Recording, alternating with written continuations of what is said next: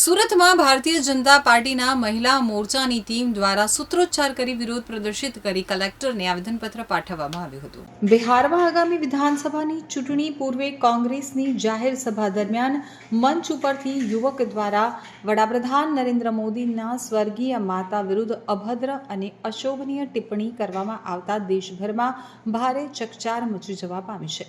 તો ભારતીય જનતા પાર્ટી દ્વારા બિહાર બંધના એલાન બાદ આજરોજ સુરતમાં કલેક્ટર કચેરી ખાતે ભારતીય જનતા પાર્ટીના મહિલા મોરચાની આગેવાનીમાં મોટી સંખ્યામાં કાર્યકરો દ્વારા સૂત્રોચ્ચાર સાથે જિલ્લા કલેક્ટરને આવેદનપત્ર પાઠવી અને જવાબદાર વિરુદ્ધ સખત કાર્યવાહીની માંગ કરવામાં આવી હતી।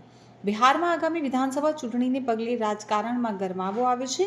એક તરફ રાહુલ ગાંધી દ્વારા વોટ અધિકાર યાત્રાનું આયોજન કરવામાં આવ્યું હતું, ત્યારે જ કોંગ્રેસ અને રાજધાની રાજ્યસભા દરમિયાન મંચ પરથી યુવક દ્વારા વડાપ્રધાન નરેન્દ્ર મોદીના સ્વર્ગીય માતા વિરુદ્ધ અશોભનીય ટિપ્પણી કરવામાં આવતા દેશભરમાં ભારે રોષ ફાટી નીકળ્યો હતો।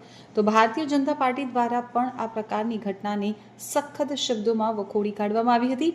તો બીજી તરફ હાલમાં જ ભાજપ દ્વારા બિહાર બંધના એલાન બાદ દેશભરમાં આ ઘટનાના વિરોધમાં આયોજનો કરવામાં આવી રહ્યા છે, જેના ભાગરૂપે આજે સવારે 11 વાગે ઈચ્છાનાથ મહાદેવ મંદિરથી મહિલા મોરચાની આગેવાનીમાં મોટી સંખ્યામાં બહેનો અને કાર્યકરો રેલીમાં જોડાયા હતા। તો જિલ્લા કલેક્ટર કચેરીએ પહોંચેલ ભાજપના મહિલા નેતા કાર્યકરો દ્વારા સમગ્ર ઘટનાને સખત શબ્દોમાં વખોડવાની સાથે સૂત્રોચ્ચાર સાથે मां का अपमान नहीं सहेगा हिंदुस्तानના નારા દેશના પ્રધાનમંત્રી આદરણીય શ્રી નરેન્દ્રભાઈ મોદીજીની માતાનું અપમાન જે ગાળો આપીને કોંગ્રેસે કર્યું છે એના વિરોધમાં અમે અહીં ભેગા થયા છે। માતા એટલે જગતજનની કહેવાય, જગતજનનીનું અપમાન કોઈ સાકી શકે નહીં। કહેવાય ને કે મનુષ્ય તો કેવો છે કે જે દુશ્મનની માતા હોય ને એને પણ માન સન્માનથી બોલાવતો હોય છે, એના પ્રતિ પણ ક્યારે એવા અપશબ્દનો પ્રયોગ કરતો નથી। આ તો કોંગ્રેસ છે, પતાને ખબર નહીં કે આ જાનવર જેવા છે કે જંગલી જેવા છે કે કોઈ માતાને ગાળો કઈ રીતે આપી શકે ને એમના માતા તો હયાત પણ નથી। આજે હયાત નહીં એ માતાને ગાળો આપવી એટલે હું તો કહું છું આ કોંગ્રેસને કાઢવી જોઈએ અહીંયાથી અને એના વિરોધમાં અમે અહીં ભેગા થયા છે। માતાનું અપમાન અમે ક્યારેય સાંકી શકવાના નથી અને એના વિરોધ સખત વિરોધ કરીએ છીએ। બેન તારપરા છે, હું સુરત શહેર મહિલા મોરચાના પ્રમુખ છું।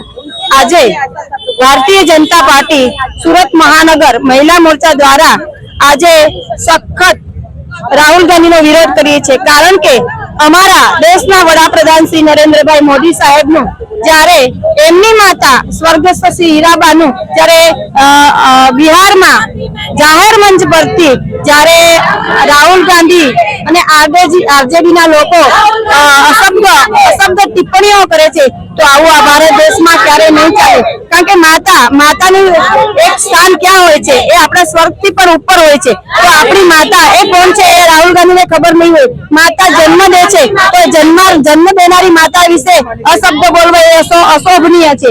માટે અમે નરેન્દ્રભાઈ મોદી સાહેબની માતા વિશે કે અમારી માતા વિશે કે અમારા દેશની માતા વિશે કે તમારી પણ કોઈની માતા હોય તો એના વિશે કે આજે ભારત દેશમાં ક્યારે અશબ્દ બોલશે અમે ક્યારે નહીં સહન કરી લઈએ।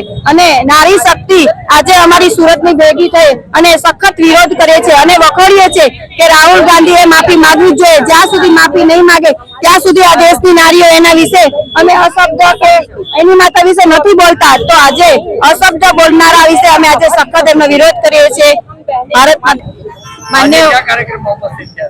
આજે માન્ય વડાપ્રધાન નરેન્દ્રભાઈ મોદીની માતાનું જે અપમાન કરવાનું છે એ કોઈ પણ બહેનો ચલાવીને આપણી માતા છે, જે રીતે આપણી માં છે અને માં જે રીતે આખા દેશના વડાપ્રધાન જે રીતે આખા દેશનો સંભાળે છે અને મહિલાઓ માટે કેટલું કરી રહ્યા છે, આજે એમની માતાનું અપમાન થઈ રહી છે।